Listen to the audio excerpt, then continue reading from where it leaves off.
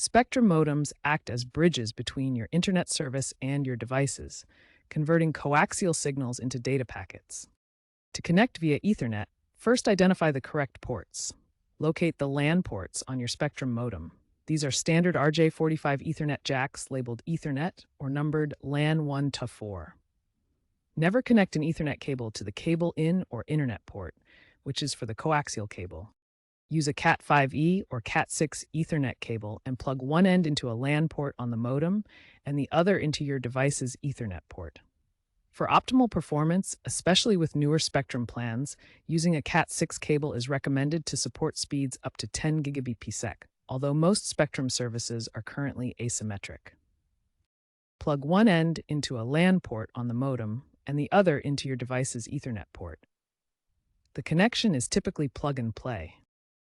If your Ethernet connection isn't working, first ensure the modem is powered on and properly connected to the coaxial cable.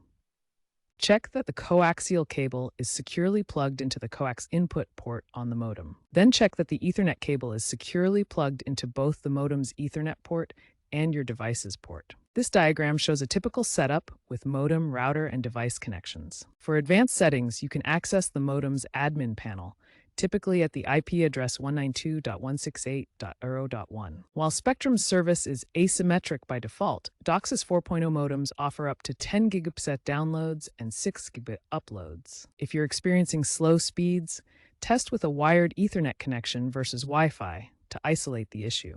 Remember, wired Ethernet offers more stable speeds and lower latency, essential for tasks like video conferencing or gaming. In device-dense environments, Ethernet bypasses Wi-Fi congestion for reliable connections.